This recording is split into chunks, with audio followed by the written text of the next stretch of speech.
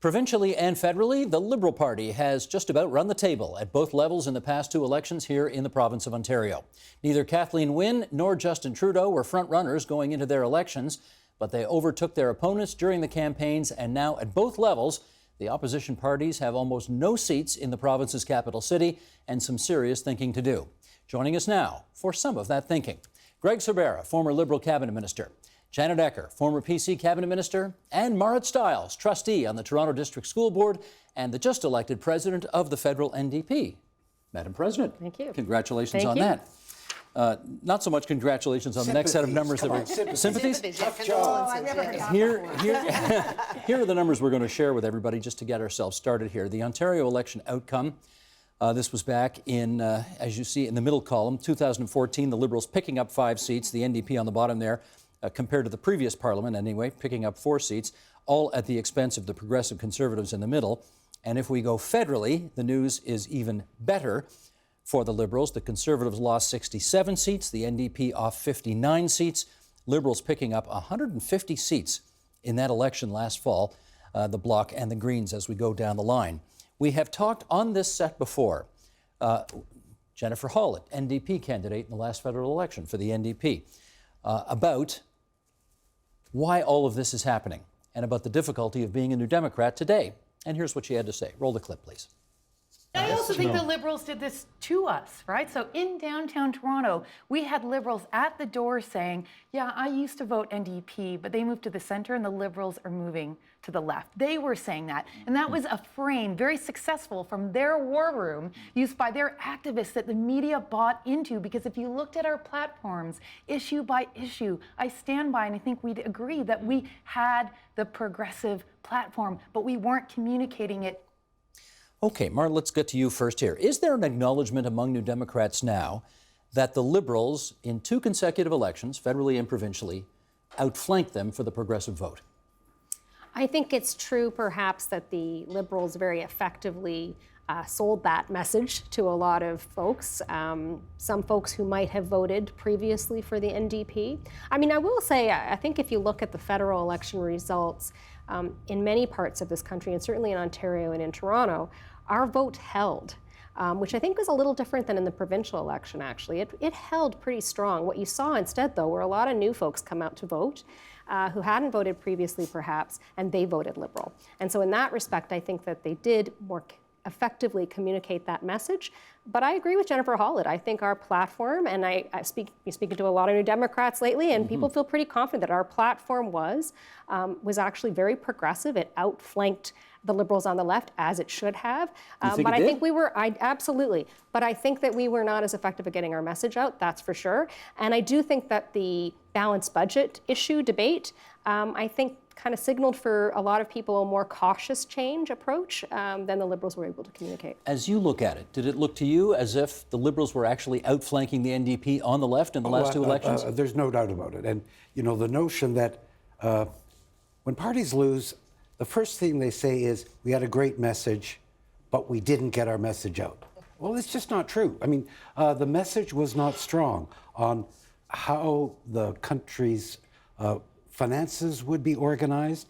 And, you know, above and beyond all that, I mean, you go from the particulars, the substance of the platform, the Liberals simply outperformed. Justin outperformed Thomas. The country was ready to get rid of the Harper government. It had to choose between 2 alternatives. It chose the one that it was, number 1, more familiar with, but number 2, more comfortable with when it came to quality of leadership and platform. As you looked at it, did it look to you as if the NDP was ceding the progressive vote? Not ceding, that's too strong a word, but certainly outflanked. Well, to a certain extent, that probably contributed to it. But I think Greg is quite right, because the population had decided that they wanted a change. They were tired of the Prime Minister Harper, and they wanted somebody new and fresh and different. And here stood up somebody who was new and fresh and different and handsome and like all, you know, the celebrity thing, I think. He's not that handsome. Well, I don't. Hey, anyway, Sorry, Jen. I haven't gone for a selfie with them, and no one's trusted my judgment on that. But, I think there was a personality there that came across that appealed to Canadians more than the Prime Minister did. Because what's interesting is that if you look at many of the core policies of the Harper government versus, the Trudeau government, there were a lot of public opinion polls that talked about how they were supportive of, like, for example, fighting ISIS and that. There was a lot of things that if that had been the ballot question, Harper would have done much better, I think. But that wasn't the ballot question. The ballot question was kind of like, who do we like? Or let's get rid of this, sort of dour-looking kind of guy and whatever. It's like, my parent, and I want to go with this young kind of cool guy. And, I think that's what drove most of that. And brought out fresh new people who came out to vote, certainly appealed to young people. And yes, he performed a lot better than I think a lot of people anticipated he would. The fact that the campaign went on so long, which may have been, the Conservatives strategically thinking he would screw up in that time frame, but I think all it did was just convince Canadians that they thought he was kind of cool, and what the heck, let's try him out. Gave him time to grow. The other thing, Steve, just on the NDP, let's remember that in the wake of the Notley victory in Alberta, this country was really poised to, for the first time ever, elect the New Democratic Party to office at the federal level. I mean, you could just feel it, like, oh my goodness. The poll showed it. They were 30-30-30. Well, not only did the poll show it, but the Notley victory sort of created a momentum. And the reason why that momentum didn't transform into victory is because a platform that was not particularly appealing and a leader who never really engaged the imagination of the voters. I mean, I would say as well, though, to a point that Janet just made, I think, that the other thing that happened, though, in that election, which I think is important to remember, and I take personal responsibility, but as a New Democrat, I think we acknowledge some of the same things you've mentioned. It was a lackluster. It will be your fault. I know. Now I have to. But I was just going to say that I think one of the things that also happened, though, was that the Conservatives very effectively, though, had I think lowered expectations around Trudeau to a place that was just simply unrealistic. He almost couldn't help but outperform, and he very much outperformed expectations. So there was that. And then the other issue was, and I, as a New Democrat, I hate almost to raise it, but the issue of the niqab and the divisiveness and the nature of the negative campaigning that the Conservatives undertook in that election did actually drive down NDP support in really critical places like Quebec at a critical moment in the campaign. And it was the Liberals, actually, that I think benefited the most from that. But tell me this, Mart. Andrea Horwath lost 2 consecutive elections in the province of Ontario for the NDP. She went for a leadership review. She got almost 80% support, which is a pretty good number. Tom Mulcair lost 1 election. 48% support, he's out the door. The NDP has always been the party that doesn't need its leaders, or put it this way, you get a second chance. Not this time. What's the difference in the 2 situations? Well, I think Greg pointed it out, and I think we felt we had a critical opportunity in the last federal election, and we didn't get there. And so that was a huge disappointment for New Democrats. I mean, we have actually, as I'm sure others have mentioned before more seats than we've ever had historically, other than 2011. Mm-hmm. So we're not actually in a terribly desperate position.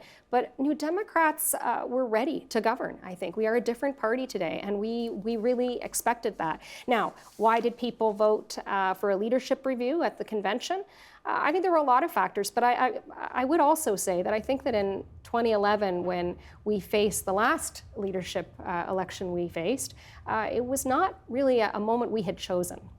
We were faced with the death of Jack Layton, and that was devastating, of course, mostly for his family, but as well for New Democrats, and at a time in our history where we'd never before been official opposition. So I think that a lot of New Democrats want to have an opportunity now to make a really significant choice and rethink a little bit about who we are as a party. To that end, the debate is thrust upon you by a bunch of people named Avi Lewis and Naomi Klein and many others who have co-authored this Leap Manifesto. And before I get you to comment on it, I want to know from the 2 on the bookends here, the Leap Manifesto, whether you like it or whether you don't, it is certainly a bold and different vision for the future of the country. What kind of a role is it going to play in how the New Democrats figure out who they are going forward? I think it's a really important document. I disagree with much that's in it, but it represents that traditional New Democratic role of fostering debate on new and emerging issues and taking strong positions on that. That's healthy for the democracy. I'm not sure that Thomas Mulcair got booted out because of the Leap people and what they wanted.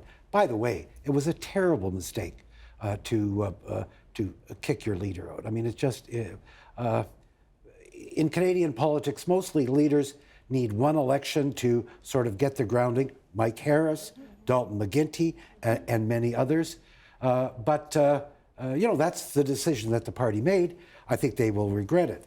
But as far as the manifesto is concerned, it's great because opposition parties have a responsibility to put new and interesting ideas in front of the Canadian people generally and have those things debated. Janet. Yeah, I think, yes, it's the NDP has always had a role of taking positions on certain issues a little further than maybe, quote, the traditional parties were ever comfortable with going.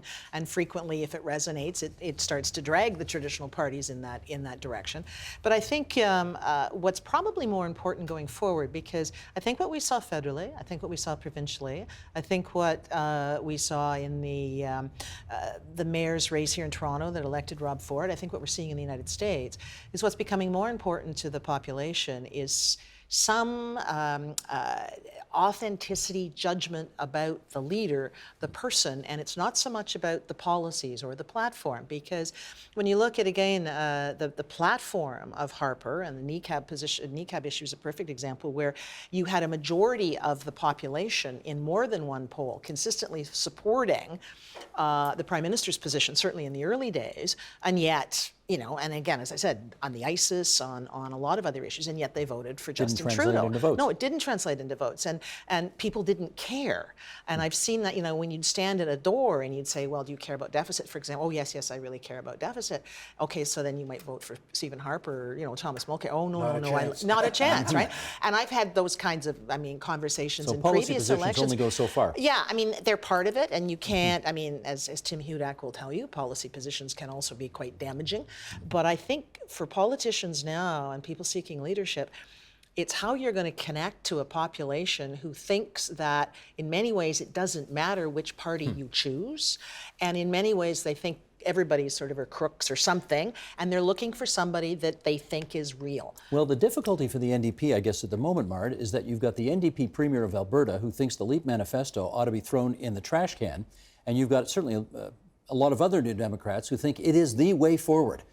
How does your party figure all that out? Well, first of all, the resolution that passed on the floor of the convention was not a resolution that endorsed the Leap Manifesto. It was actually asking the party to engage in a conversation about the principles embedded in the Leap Manifesto. So that's first of all. There are people, I think, in the party who embrace the Leap Manifesto and the principles in it, and I think there's a lot more New Democrats who see in it perhaps some higher principles that they can identify with, but in other areas completely disagree. And so it's not surprising to me at all that Rachel Notley would not be a fan of certain elements of the Leap Manifesto. What I think is exciting, though, is actually, as a New Democrat, I think this is exactly what we need to be doing right now, is having these kinds of grassroots conversations. It gets us excited. Our members are looking for an opportunity to debate those issues. And I think that's, as you both pointed out, that's what we do really well, actually, is define ourselves through these bold ideas. The federal party is doing that right now, going through a visioning exercise. We will be engaging in that exercise. Yeah. Is that happening at the provincial level? I have to tell you, I don't necessarily, well, there's certainly nothing as ambitious as a Leap Manifesto being debated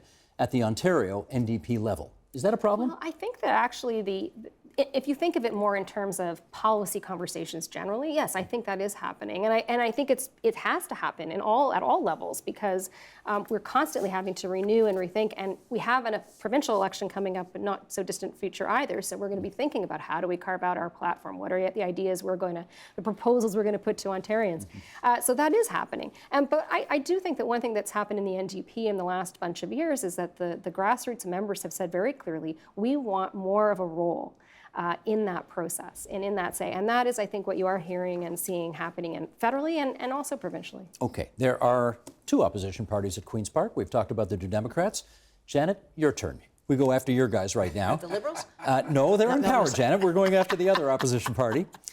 And shall we hear from the leader of the official opposition right now? Here's Patrick Brown.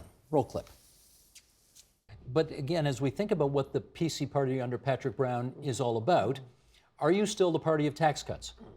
Well, you know, if Ontario was in a position where we can afford tax cuts, I would love to limit the burden that government has on businesses, on people. It's one of the reasons that the proposal we came out with on cap and trade was that every cent raised from cap and trade would go back in tax relief. I guess the type of conservative I would describe myself is that I believe in fiscal responsibility, but I also believe that we have a duty to protect the social infrastructure of the province, and that means the environment, that means healthcare, it means education. Janet, I found that answer fascinating because I suspect if I'd asked any common sense revolutionary, is the PC Party of Ontario the tax cut party still, they'd have all said, yep. And he didn't say that. He said, well, if we can afford it. And he's moving away from some of the other positions that the PC Party has had over the past 20 years as well. What's going on with him? Well, I think that's a good question, and I think what you're seeing is a new opposition leader who will be evolving, is evolving, and I think we'll see where he ends up, if you will. I think what he's been doing, because when he first came in, there was a perception that he might be, you know, some sort of hard right, you know, Neanderthal, social conservative, I mean, all those wonderful buzzwords that people were trying to apply to him. And I think what you've seen him be doing sort of very tactically is making sure he's not stumbling into those kinds of issues.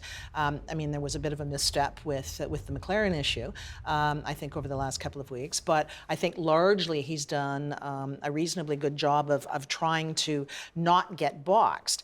What I think he now has to do is, so what is the narrative that ties his positions together or will tie his positions together? And for example, you're quite right.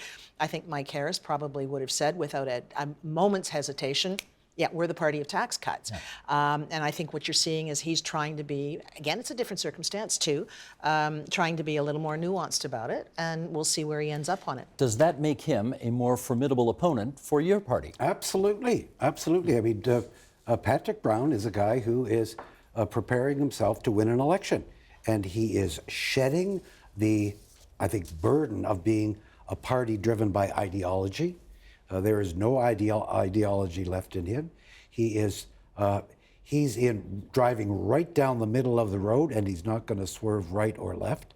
I mean, if I were his political advisor, I would say you're right on the right track, because you have to remember, in 9 elections out of 10, opposition parties do not win.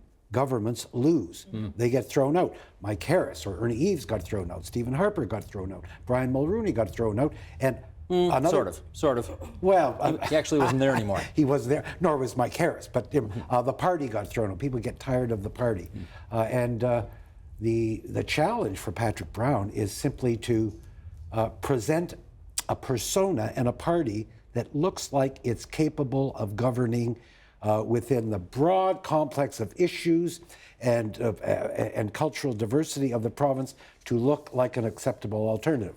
Well, the other thing, I was just going to say, and the other thing that Patrick is doing and doing really well, and he's certainly proved in the leadership race. I mean, because, you know, Christine Elliott was supposed to be the front runner and supposed to win and whatever, and he out-organized her on any level you want to mention. At every level. At every level. And, I mean, he's an incredible workaholic.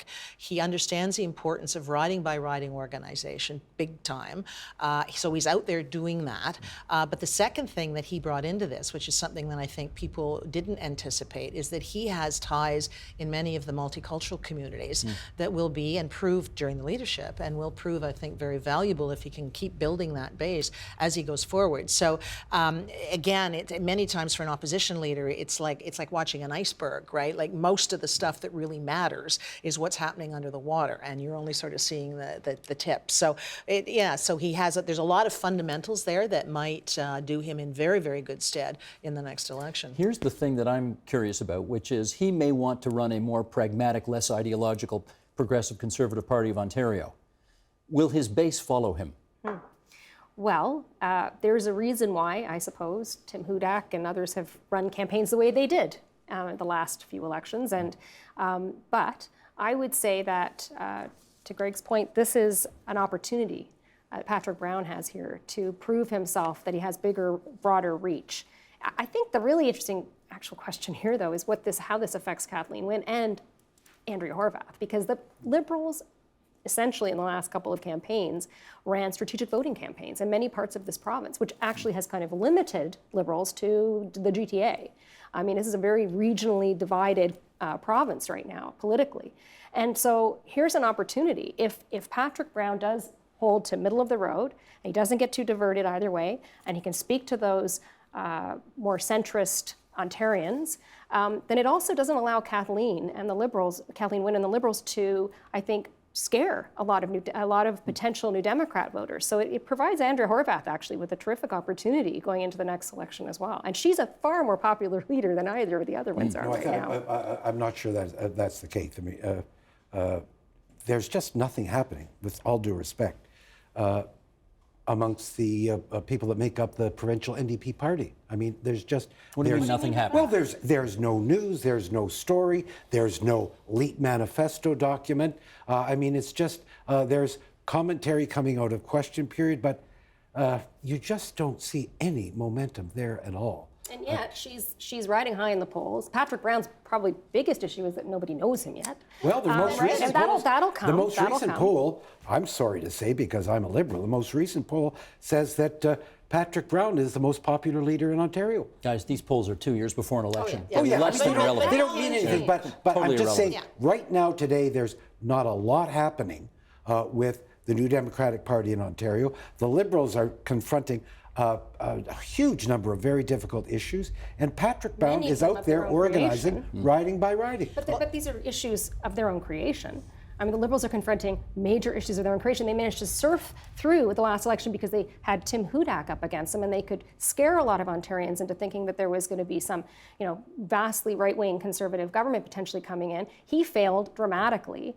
This presents, I think, Andrea Horwath with a fantastic opportunity, and I don't think they're so invisible as you think they are. There's a lot of work going on the ground, so we'll see. Okay, got to go federal. Let's go federal here because we want to look at what's happening in a post-Harper Conservative Party. John Ibbotson has done a column about this, the terrific columnist with the Globe and Mail, and here's what he had to say. Political parties are always vulnerable after a defeat. Typically, only the parliamentarians in the safest seats hold on, and they tend to be ideologically at the extreme end of their party, along with many partisans taking part in the leadership contest. If they capture the machinery part of the party, they almost always send it into a spiral of defeat and worsening extremism. Much of the surviving Conservative caucus is rural. Vast swaths of urban and suburban MPs were wiped out in Ontario, and the party was shut out in Atlantic Canada. The Conservative caucus is probably to the right of where the party should be. Janet, agree? Well, I think there are going to be some challenges in terms of the party trying to stay in touch with the broader cross-section across the country, because having caucuses, a caucus that represents all of those different regions is really important. You've got that voice in the room who comes directly from there. It's eminently solvable, though. I mean, you make sure that, first of all, your leadership candidates will obviously be spending a lot of time in some of those vote-rich ridings where we didn't win seats last time.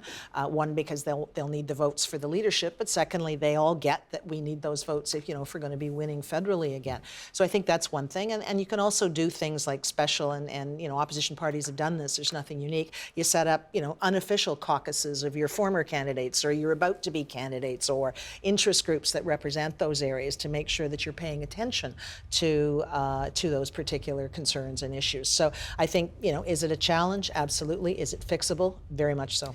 A party really takes so much of its identity from the leader, and we know the Conservatives are not going to have a leader until May of 2017. Yeah. So what do we infer from, besides the fact that everybody talks about the tone. They've got the tone better now. Okay. Beyond that, what are they about right now?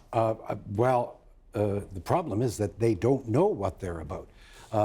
They know that they want to put a great amount of distance between what Stephen Harper's Conservative government represented and where they want to go ahead. But it's amongst all opposition parties all around the country. The federal Conservative Party has the worst of circumstances. Federal Conservatives have the worst of circumstances? Yeah, they sure do. 99 members of the caucus, a third of the vote last time. A better tone right now? Yeah, they're in the worst spot? Well, it's going to be a long rebuild. No one is no one's interested in what they have to say or what they have to do. I mean, it's not like in 1993 when the Conservatives were reduced to 2 seats. And remember, that was a rebuilding process that took, I guess, almost 13 years. Yep. I think it's another 13-year rebuild because their worst problem is they don't have anything relevant to say right now to the Canadian people other than, oh my goodness, the Liberals are spending too much or they're doing things too quickly. Yeah, well, because I think right now, too, Canadians, I mean, they chose this guy that they sort of really, really liked and thought was really, really cool. And Canadians, as I like to joke in my speeches, are a little quirky. We don't think we're good at something until somebody outside the country says we are. And the whole world's gone gaga over Trudeau, you know, and people in foreign countries are taking selfies with him and stuff. So I think for the Canadian population, it's like, yeah, we wanted change. We got this guy. Gee, the rest of the world kind of likes him. And my concern, if I was sort of advising the Conservative Party, my concern is that they're not going to listen to the federal Conservatives for quite some time until something starts to bother them about what Justin is doing, or until the Conservatives have a new leader, a new look, or a new something to capture their attention. So I think that's a real challenge for the federal Conservative Party. And I wonder, Mar, what animates federal New Democrats right now, given that so much of what they were about before was, we got to get rid of Harper. He is just not, okay, he's gone. Now what do you do? Well, now we hold the Liberals' feet to the fire. They made some pretty bold, as we just talked about, promises in the last election. They're already being rather cautious in some regards. I think this is a terrific opportunity for the NDP. And, you know, it's interesting. I mean, when you hear folks talk about rebuilding and, you know, you've reached this, whether it's the Conservatives or the NDP, that's it, it's going to take years.